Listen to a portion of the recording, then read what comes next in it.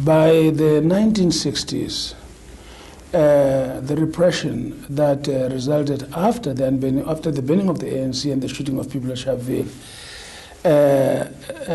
covered the whole country. And at this time, there began a whole-scale arrest of opponents of apartheid, and repression was really all around. 82-year-old Elias Moratseli was a school principal when he was arrested in 1978. On that particular morning, the police came in and they wanted my identity document I gave them, and they started searching the house.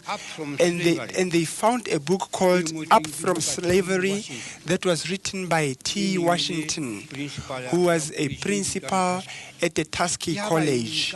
They took that book and they said, "Get out of this house because you are a terrorist. You are teaching at a Kroondrij school. What are you teaching those children? Are you teaching them terrorism?" And they came out with something from that room. They said, "Look at this." They had Steve Biko's portrait. His hands were handcuffed. Steve Biko's picture in handcuffs. His hands were handcuffed, and they showed me the picture. They said, "Look at this. It's from inside your house." They said those were the 3 items that they found unacceptable in my house: the Steve Biko's photo, the letter that I wrote to the Secretary of Bantu Education complaining. I was asking him to intervene. I was asking him to see how the parents were involved, because they built a school. But I was chased away because I was a Sotho person, and I was told to go to the other Sotho-speaking people. Now, those 3 things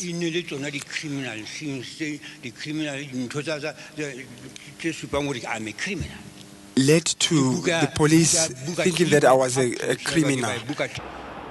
After the upheavals of 1976, many of the younger generation left the country. Some of them, like Mpho Mashweng, never returned alive. The report said they were found dead in a forest in Swaziland, but the death certificate that we got was that the body was riddled with bullets. She said they found him at the butchery and the body was decomposed.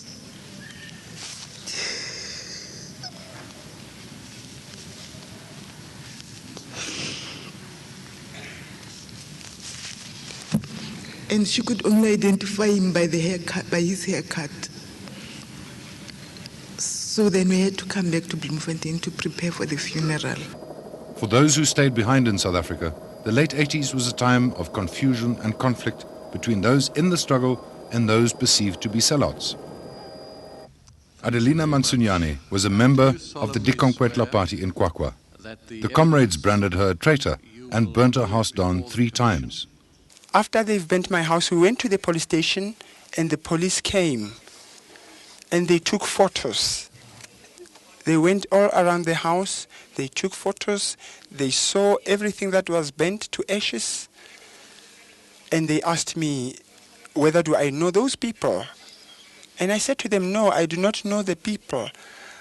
But there was a boy who used to come and help me at home. I would send him to go and fetch me water with a barrel, and he told me, he whispered to me who the people were. And the police were also there at the time he was telling this story.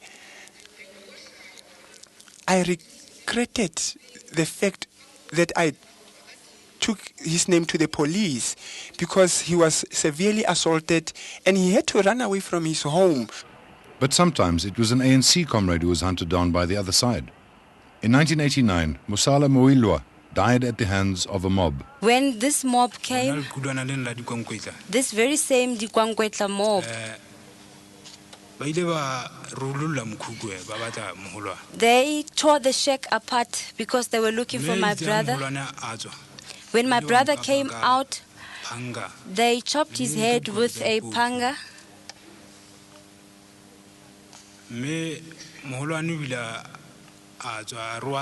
My brother tried to run away, but he fell on the street.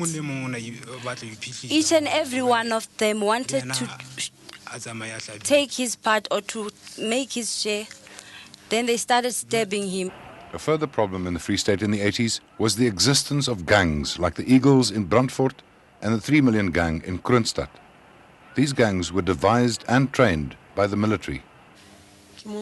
In 1990, it was on a Friday when he died. He was at work. He was killed by the 3 Million Gang. Do you know why the 3 Million Gang killed your son?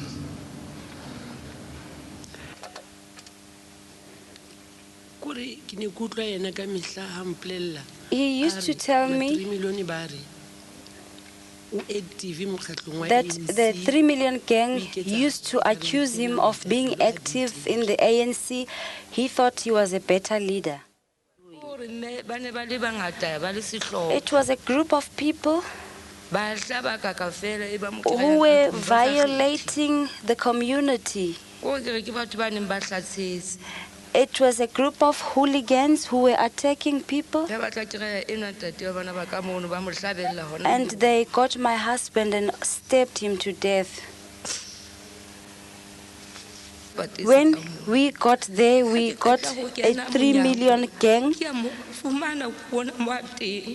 I saw him, he had been attacked by the 3 Million Gang.